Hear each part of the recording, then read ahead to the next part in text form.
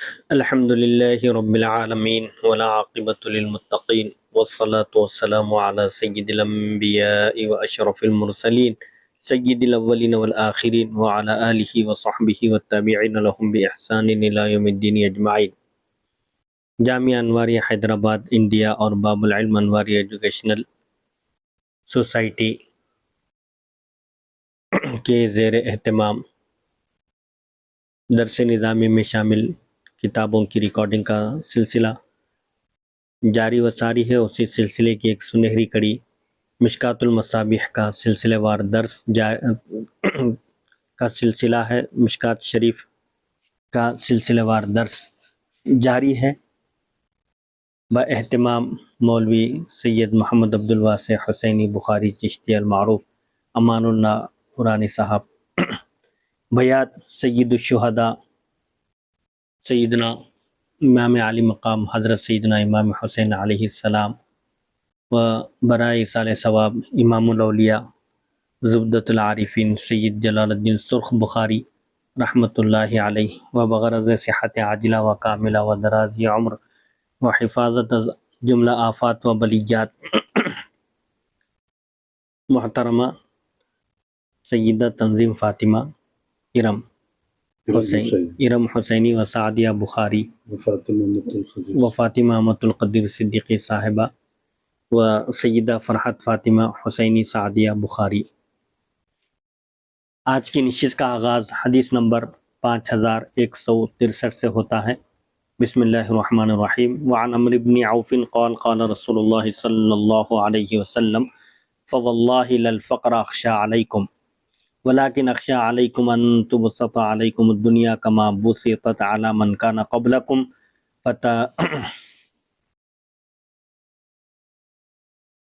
فتنافسوها کما تنافسوها وتہلککم کما اہلکتہم۔ عمرو بن عوف رضی اللہ عنہ سے روایت، انہوں نے فرمایا رسول اللہ صلی اللہ علیہ وآلہ وسلم نے ارشاد فرمایا، قسم بخدا مجھے تم پر فقر و فاقے کا ڈر نہیں ہے، میں تم پر فقر و فاقے کا خوف نہیں کرتا ہوں، لیکن مجھے تم پر ڈر ہے اس بات کا کہ تم پر دنیا وسیع کر دی جائے، کشادہ کر دی جائے، جیسا کہ تم سے پہلے والے لوگوں پر دنیا پھیلا دی گئی، کشادہ کر دی گئی تھی، وسیع کر دی گئی تھی، پس تم اس میں بڑھ چڑھ کر حصہ لوگے جیسا کہ انہوں نے اس میں بڑھ چڑھ کر حصہ لیا، اور وہ تم کو ہلاک کر دے گی جیسا کہ اس نے ان کو ہلاک کیا۔ اس حدیث شریف میں حضور پاک علیہ الصلوۃ والسلام فرماتے ہیں کہ مجھے فقر و فاقے کا ڈر نہیں ہے، یعنی میری امت اگر فقر و فاقے میں مبتلا ہوگی تو پریشانیوں کا شکار ہوگی، مصائب کا شکار ہوگی، اس بات کا ڈر نہیں ہے۔ فقر و فاقے سے دنیا میں مبتلا ہونے کا، دنیا کے فتنوں میں مبتلا ہونے کا اور حرص، مال کی حرص میں مبتلا ہونے کا ڈر نہیں ہے، لیکن ڈر کس بات کا ہے؟ خدشہ کہ اگر دنیا وسیع کر دی جائے، مال و دولت فراوانی کے ساتھ آنے لگے تو تم ایک دوسرے کا دیکھا دیکھی تم بھی مال و دولت حاصل کرنے میں جٹ جاؤ گے، لگ جاؤ گے اور اس میں بہت آگے نکل جاؤ گے، جس کی وجہ سے اس دنیا نے جیسا کہ آج تک کسی کے ساتھ وفا نہیں کیا، تمہارے ساتھ بھی یہ وفا نہیں کرے گی، تم کو بھی تباہ و تاراج کر دے گی جیسا کہ اس نے تم سے پہلے والوں کا حال کیا ہے۔ یعنی ای لا اخشى الفقر، یعنی مجھے فقر و فاقے کا ڈر نہیں ہے۔ مفعول کو یہاں پر آپ نے مقدم کیا اہتمام کی وجہ سے کہ فقر و فاقے کا ڈر نہیں ہے، ڈر اس بات کا ہے کہ اگر دنیا وسیع کر دی جائے، پھیلا دی جائے تو تم اس میں بڑھ چڑھ کر حصہ لوگے، ایک دوسرے سے سبقت لے جانے کی کوشش کرو گے۔ فتنافسوها کما بسطت علی من کان قبلکم فتنافسوها کما تنافسوها، تو یہ فتنافسوها فعل مضارع ہے، دو تا میں سے ایک تا کو حذف کر دیا گیا کہ تم اس میں سبقت لے جاؤ گے، بڑھ چڑھ کر حصہ لوگے، یعنی کسی چیز میں اپنی دلچسپی دکھانے کو تنافس کہتے ہیں۔ جب تم ایک دوسرے سے سبقت لے جانے کی کوشش کرو گے تو اس میں آپس میں جنگ و جدال ہوگا، جھگڑا ہوگا اور منازعہ ہوگا، یہ چیز انسان کے لیے نقصان دہ ہے۔ حدیث نمبر 5164، وعن ابی ہریرہ ان رسول اللہ صلی اللہ علیہ وآلہ وسلم قال اللہم اجعل رزق آل محمد قوتا وفی روایت کفافا، متفق علیہ۔ حضرت ابو ہریرہ رضی اللہ عنہ سے روایت ہے کہ رسول اللہ صلی اللہ علیہ وآلہ وسلم نے ارشاد فرمایا، اے اللہ، رسول اللہ صلی اللہ علیہ وآلہ وسلم نے اللہ تعالیٰ سے درخواست کی، یہ دعا کی، اے اللہ آل محمد کا رزق بقدر کفاف، بقدر ضرورت بنا، اور ایک روایت میں ہے قوتن کے بجائے کفافن کے الفاظ ہیں، یعنی اتنی ہی مقدار میں عطا فرما جس سے زندگی گزر سکے، زندگی کی گزر بسر ہو سکے۔ وفی روایت کفافن، کفاف کہتے ہیں ما یکف عن السؤال، یعنی اس قدر اتنی مقدار میں روزی عطا فرما کہ اس کے عطا کیے جانے کے بعد لوگوں کے آگے ہاتھ پھیلانے کی نوبت نہ رہے، یعنی کفاف کہتے ہیں جو مانگنے سے روک دے، اتنی مقدار کہ جس کے ملنے کے بعد لوگوں کے آگے ہاتھ پھیلانے کی نوبت باقی نہ رہے۔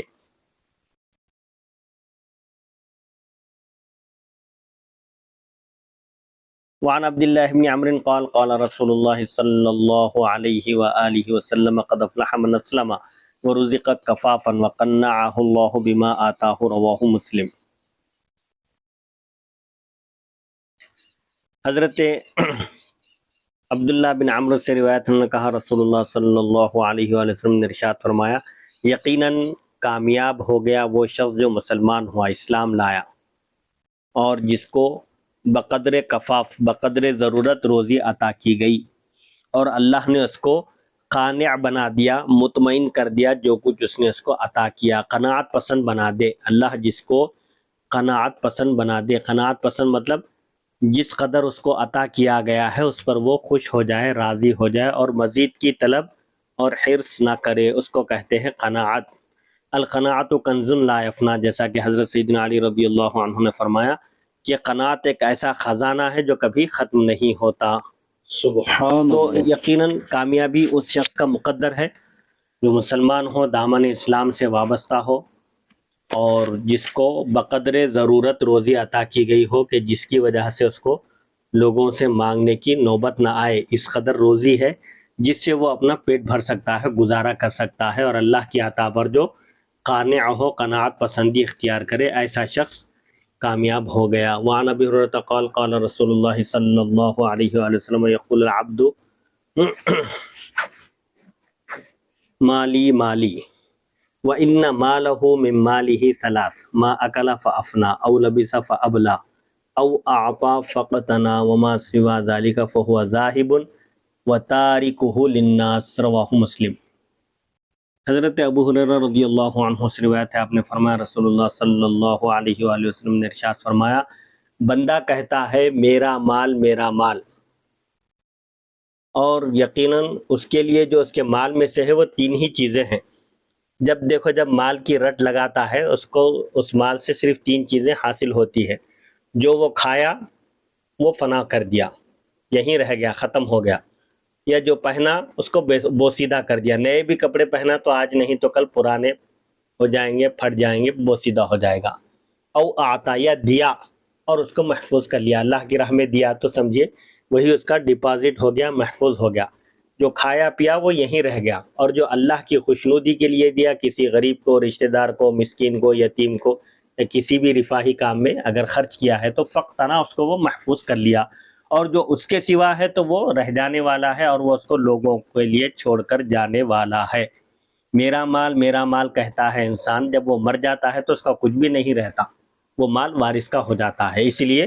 عقل مندی کا تقاضا یہ ہے کہ انسان پر جو ذمہ داریاں عائد ہوتی ہے اس کی فیملی کی اور اس کے رشتہ داروں کی، ان ذمہ داریوں سے سبکدوش ہوتے ہوئے آخرت کا توشہ کر لے، اس کے لیے جو بھی اللہ نے اس کو عطا فرمایا ہے اس میں غریبوں کا، مسکینوں کا خیال کرے، زکوٰۃ ادا کرے، خیر خیرات کرے، اور نیکی کے کاموں میں مال کو خرچ کرے، تاکہ قیامت کے دن اللہ تعالیٰ کے پاس وہ جواب دہی سے بچ جائے۔ غلط جگہ خرچ کرنے سے اس کی باس پرس ہوگی۔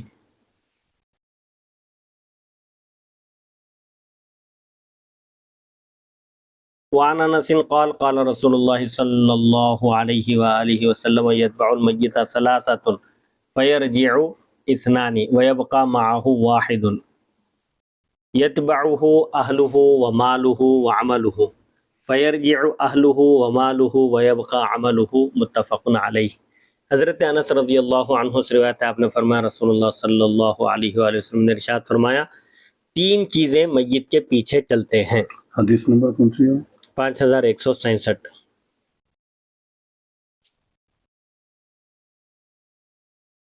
بھی برابر ہے؟ برابر ہے۔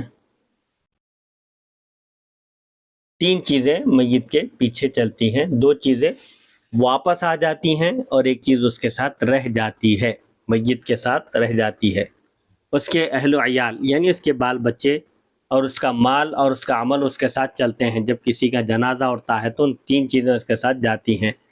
لیکن فیرجع اہلہ ومالہ، اس کی تدفین سے فارغ ہونے کے بعد اس کے رشتہ دار بچے اس کے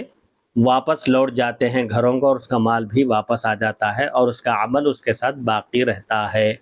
تو انسان کے ساتھ باقی رہنے والی اور انسان کے قبر میں کام آنے والی چیز بھی اس کا نیک عمل ہے۔ اہل و عیال، بچے،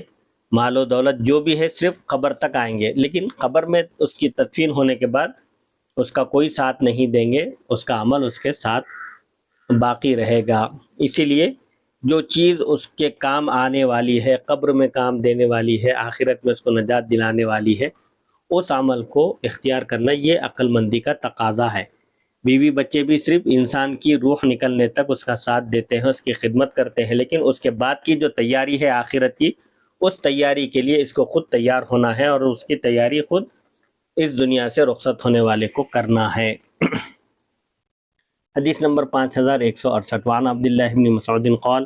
قال رسول اللہ صلی اللہ علیہ وآلہ وسلم ایکم مال وارثہ احب الیہ من مالہ قالوا یا رسول اللہ ما منا احد الا مالہ احب الیہ من مال وارثہ قال فإن مالہ ما قدم ومال وارثہ ما اخر، رواہ البخاری۔ حضرت عبداللہ بن مسعود رضی اللہ عنہ سے روایت ہے، آپ نے فرمایا رسول اللہ صلی اللہ علیہ وآلہ وسلم نے ارشاد فرمایا تم میں سے کون ایسا شخص ہے جس کو اس کے وارث کا مال اس کے مال سے زیادہ محبوب ہو، اپنے مال سے زیادہ اپنے وارث کا مال زیادہ محبوب ہے؟ کون ہے ایسا شخص تم میں سے؟ تو انہوں نے عرض کیا یا رسول اللہ، ہم میں کوئی شخص ایسا نہیں ہے جس کو اس کے وارث کے مال سے زیادہ اس کا مال محبوب نہ ہو، یعنی ہم میں سے ہر ایک شخص کو اپنے وارث کے مال سے زیادہ اپنا مال محبوب ہوتا ہے۔ کسی بھی انسان کو دوسرے کے مال سے زیادہ اپنے مال سے محبت ہوتی ہے۔ تو آپ صلی اللہ علیہ وسلم نے فرمایا تو اس کا مال وہ ہے جو وہ آگے بڑھا دیا، روانہ کر دیا، یعنی اللہ کی راہ میں دے کر محفوظ کر لیا، اور اس کے وارث کا مال وہ ہے جو وہ چھوڑ کر چلا گیا۔ اب عام طور پر دنیا میں لوگ پوچھتے ہیں کسی کا انتقال ہوا تو کیا رکھ کے گئے بچوں کے لیے، کیا چھوڑ کر گئے، اور فرشتے پوچھتے ہیں کیا لایا ہے۔ جب کوئی انسان انتقال کرتا ہے، کوئی مومن مسلمان، تو فرشتے پوچھتے ہیں ما قدما، اور لوگ پوچھتے ہیں ما اخرا، یعنی فرشتے یہ پوچھتے ہیں کہ یہ شخص نیکیوں کا کیا ذخیرہ لایا ہے، کیا نیکیاں لایا ہے اپنے ساتھ، اور لوگ پوچھتے ہیں کہ بھئی دنیا سے رخصت ہوئے کیا چھوڑ کے گئے بچوں کے لیے، کیا بینک بیلنس ہے، پراپرٹی ہے، جائیداد ہے، روپیہ پیسہ ہے، یہ پوچھتے ہیں۔ تو یہ لوگوں کی ذہنیت ہے، سوچ ہے۔ تو حضور پاک علیہ السلام یہاں توجہ دلاتے ہوئے فرماتے ہیں کہ انسان کا اصل مال، حقیقی مال وہ ہے جس کو وہ آخرت کی تیاری کے لیے خرچ کر کے محفوظ کر لیا، ڈپازٹ کر لیا سمجھے، اور اس کے وارث کا مال کون سا ہے؟ جس کو وہ چھوڑ کر جاتا ہے، جو مال وہ اللہ کی راہ میں خرچ کیے بغیر چھوڑ کر چلا جاتا ہے، وہ وارثوں کے حصے میں آ جاتا ہے وہ مال، اس کے کچھ کام نہیں آتا۔ حدیث نمبر 5169۔ وعن مطرف عن ابیہ قال اتیت النبی صلی اللہ علیہ وآلہ وسلم وهو یقرأ الہاکم التکاثر قال یقول ابن آدم مالی مالی قال وهل لک یا ابن آدم الا ما اکلت فافنیت او لبست فابلیت او تصدقت فامضیت، رواہ مسلم۔ مطرف سے روایت ہے، انہوں نے اپنے والد سے روایت کی، انہوں نے فرمایا میں نبی کریم صلی اللہ علیہ وآلہ وسلم کی خدمت اقدس میں حاضر ہوا اس حال میں کہ آپ الہاکم التکاثر پڑھ رہے تھے، اس کی تلاوت کر رہے تھے، جس کا ترجمہ ہے تم کو مال و دولت کی کثرت نے غافل کر دیا، مال و دولت کی کثرت میں تم منہمک ہو کر اس میں دلچسپی لے کر اللہ تعالیٰ کی یاد سے، آخرت کی تیاری سے غافل ہو گئے۔ سورہ تکاثر آیت نمبر 1۔ قالا، آپ نے فرمایا، آپ صلی اللہ علیہ وسلم نے فرمایا، انسان کہتا ہے، ابن آدم کہتا ہے، میرا مال، میرا مال، میرا روپیہ پیسہ ہے، میری جائیداد ہے، میری اپنی طرف نسبت کر کے کہتا ہے۔ جب دیکھو جب میرا مال، میرا مال کہتا ہے، آپ صلی اللہ علیہ وسلم نے فرمایا، اے انسان، تیرا مال تو وہی ہے جو تو نے کھایا اور ختم کر دیا، یا پہنا اور بوسیدہ کر دیا، یا صدقہ دیا، خیرات کیا اور اس کو آگے بڑھا دیا، یعنی آخرت کے لیے محفوظ کر لیا، آخرت کی تیاری کے لیے۔ تو یہ مال ہے جو چھوڑ کر جائے گا وہ تو وارث کا حق بن جائے گا، وارث کے حصے میں چلا جائے گا، اس سے اس کو کچھ فائدہ نہیں ہوگا۔ تو انسان جو مال اپنی ذات پر خرچ کرتا ہے، کھانے پینے کے لیے یا اپنے لباس کے لیے، یا پھر آخرت میں نجات کے لیے کچھ خیر خیرات کرتا ہے، صدقات کرتا ہے، زکوٰۃ دیتا ہے، یا جو بھی فلاحی رفاہی کام انجام دیتا ہے، وہ اس کا مال ہے۔ بقیہ جو وہ چھوڑ کر جاتا ہے اس سے اس کو کچھ فائدہ نہیں ہے۔ اسی لیے عقل مندی کا تقاضا یہ ہے کہ انسان اپنی زندگی میں ہی، اپنی موت آنے سے پہلے اپنی زندگی میں آخرت کا سامان کر لے، آخرت کی تیاری کر لے۔ وَهَلَّكَ يَا یبن آدم ابن آدم، الا ما اکلت فافنیت، اور نہیں ہے وَهَلَّكَ يَا یبن آدم، ابن آدم، اور نہیں ہے تیرے لیے اے انسان، لفظی ترجمہ یہ ہے، اور نہیں ہے تیرے لیے اے انسان مگر وہ جو تو کھایا اور ختم کر دیا۔ اب سلیس ترجمہ کیے تو اے انسان تیرے لیے تو وہی ہے جو تو کھایا اور ختم کر دیا، اپنی ذات پر خرچ کیا، وہ تیرا ہے، اور جو تو چھوڑ کر گیا وہ وارث کا ہے، وہ اس سے تجھے کچھ ملنے والا نہیں ہے۔ حدیث نمبر 5170، وعن ابی ہریرہ قال قال رسول اللہ صلی اللہ علیہ وآلہ وسلم، لیس الغنی عن کثرت العرب ولکن الغنی غنی النفس، متفق علیہ۔ حضرت ابو ہریرہ رضی اللہ عنہ سے روایت ہے، آپ نے فرمایا رسول اللہ صلی اللہ علیہ وآلہ وسلم نے ارشاد فرمایا، کثرت ساز و سامان کا نام بے نیازی نہیں ہے۔ کسی کے پاس ساز و سامان ہے، بینک بیلنس ہے، روپیہ پیسہ ہے، بہت دنیا کا سامان ہے، تو وہ کروڑ پتی، وہ مالدار نہیں ہے۔ لیکن بے نیازی نفس کی بے نیازی ہے، دل بے نیاز ہے تو سمجھے آدمی چٹائی پر بھی بیٹھا ہوا ہے تو وہ اپنے وقت کا بادشاہ ہے۔ سبحان اللہ، سبحان اللہ۔ اس سے ملتا جلتا ایک واقعہ ہے، ایک بار حضرت جنید بغدادی رحمۃ اللہ علیہ غالباً کعبہ شریف کے پاس حتیم میں کہیں بیٹھے ہوئے تھے اپنے مریدین کے ساتھ، تو ایک مالدار شخص حاضر ہوا اور آپ کی خدمت میں اشرفیوں کی ایک تھیلی پیش کیا اور عرض کیا کہ آپ یہ اپنے ساتھیوں میں تقسیم کیجئے، جن فقراء میں بانٹ دیجئے۔ تو حضرت کیا فرمائیں، اب یہ جو تم تھیلی دے رہے ہو مجھے اشرفیوں کی، تمہارے دل میں اور مال کی خواہش ہے کیا؟ پوچھا حضرت۔ اس نے کہا ہاں، کیونکہ مالدار کی فکر کیا ہوتی ہے، آج 1 لاکھ ہے تو کل 2 لاکھ، پھر 3 لاکھ، لکھ پتی سے کروڑ پتی، اور اس سے بھی آگے جو ہنسا ہے، عدد اس کو وہ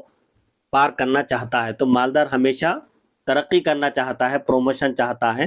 مال کو بڑھانا چاہتا ہے۔ تو حضرت نے اس سے پوچھا، کیا یہ اشرفیوں کی تھیلی دے رہے ہو لیکن کیا تمہارے دل میں اور مزید مال کی خواہش ہے؟ تو اس نے عرض کیا ہاں۔ تو آپ نے فرمایا پھر ہمارے سے زیادہ فقیر تو تم ہی ہو، لہذا تم یہ اپنی تھیلی رکھ لو۔ اللہ، تو یہ دل کے بے نیاز ہوتے تھے صوفیاء کے پاس کوئی مال و دولت نہیں ہوتی تھی، لیکن ان کا دل بے نیاز رہتا تھا، کسی کے مال کی طرف نظر اٹھا کر نہیں دیکھتے تھے۔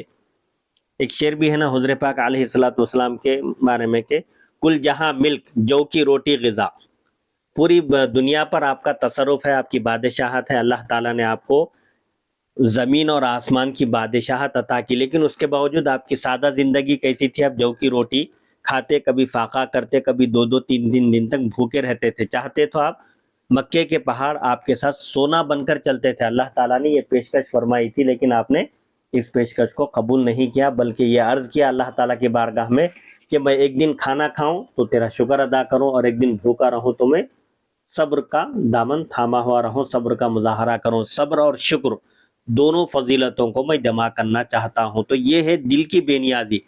کچھ بھی ملکیت میں نہیں ہے، ہاتھ میں، جیب میں بیلنس کوئی نہیں ہے پیسہ، لیکن اس کا دل بے نیاز ہے، لوگوں کی مال کی طرف اس کی نظر نہیں ہے، تو سمجھیے حقیقی معنی میں وہ بے نیاز ہے، وہ مالدار ہے، اور وہ غنی ہے۔ اگلی نشست انشاءاللہ اگلی نشست میں الفصل الثانی والی احادیث بیان کی جائیں گی۔ وصلی اللہ تعالی علی خیر خلقہ سیدنا محمد وآلہ وصحبہ اجمعین، الحمدللہ رب العالمین۔ 5171